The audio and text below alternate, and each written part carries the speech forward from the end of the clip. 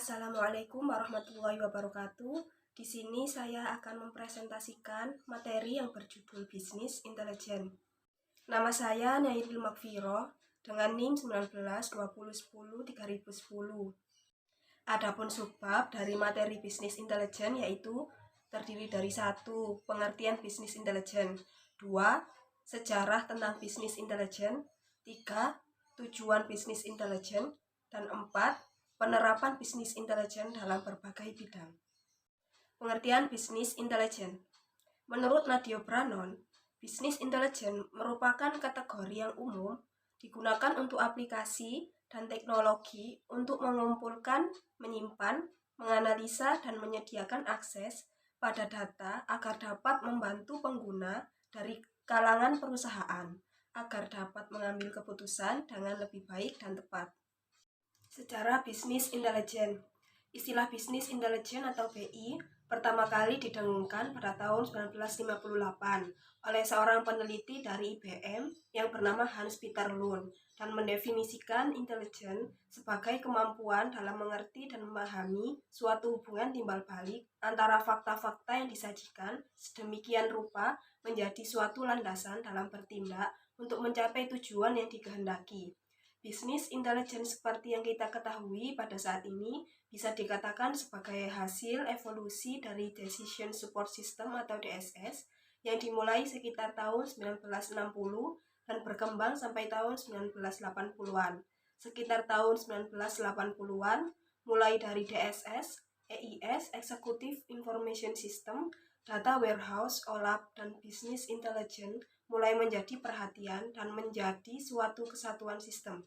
Pada tahun 1989, dalam sebuah artikel terbitan Gartner, Howard Dessner menggunakan istilah bisnis intelijen sehingga istilah tersebut sebagai seperangkat konsep dan metode yang berguna untuk meningkatkan kemampuan pembuatan keputusan dengan bantuan sistem yang berbasiskan fakta atau realita yang terjadi. Sehingga pada akhir tahun 1990, bisnis intelijen menjadi berkembang demikian pesat. Adapun tujuan dari bisnis intelijen. Bisnis intelijen bertujuan untuk memudahkan interpretasi data yang besar, mengidentifikasi peluang baru, dan menerapkan strategi yang efektif berdasarkan wawasan yang dapat memberi keuntungan pasar yang kompetitif bagi bisnis dan stabilitas jangka panjang. Adapun fungsi dari bisnis intelijen antara lain pengumpulan data, pelaporan, matrik dan tolok ukur kinerja, analisis deskriptif, querying, analisis statistik, visualisasi data, analisis visual, dan persiapan data. Penerapan bisnis intelijen dalam berbagai bidang. Yang pertama di bidang industri perhotelan. Pemilik hotel juga menerapkan bisnis intelijen untuk mengumpulkan informasi statistik mengenai rata-rata hunian dan tarif per kamar. BI membantu untuk menemukan total pendapatan yang dihasilkan per kamar. Selain itu, BI juga membantu dalam mengumpulkan data statistik tentang market share dan data survei pelanggan dari hotel-hotel lainnya untuk menentukan posisi kompetitif hotel tersebut.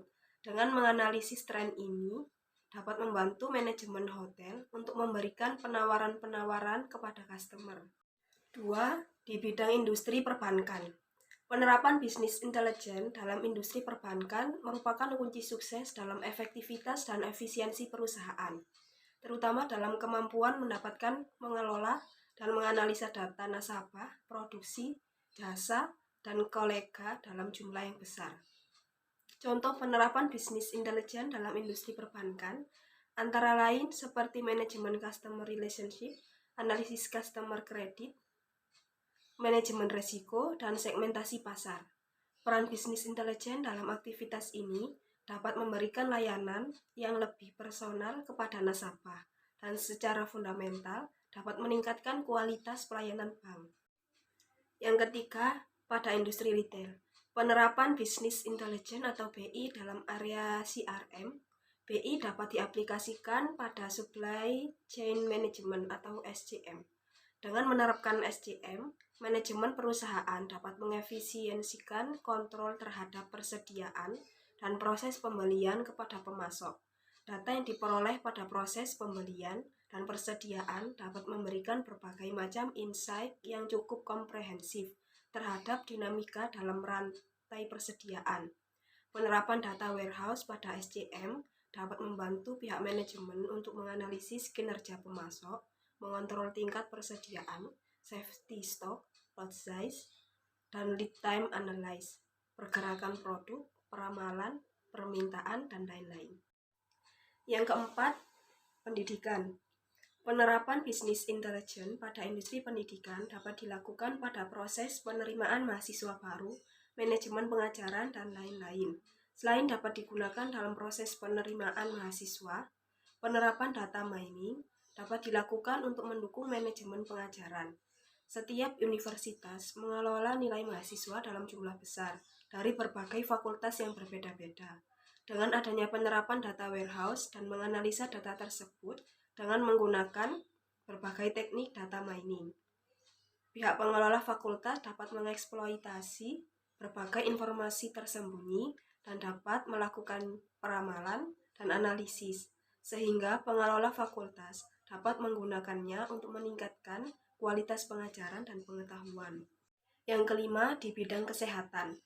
Dengan adanya solusi intelijen bisnis modern saat ini, petugas kesehatan dapat mendayagunakan analitik dan data besar yang dapat divisualisasikan untuk mengetahui perawatan kesehatan yang sesuai dengan hasil pemeriksaan pasien. Hal ini tidak hanya membantu dalam proses menganalisis serta menyaring data yang benar, tetapi juga merampingkan jumlah biaya yang dikeluarkan. Selain membantu tingkat keakuratan hasil pasien, ini juga memudahkan pekerjaan manusia. Tentunya hal ini dapat membantu petugas kesehatan dalam menciptakan keputusan yang cerdas. Dengan begitu, perawatan yang akan diberikan kepada pasien akan tetap optimal.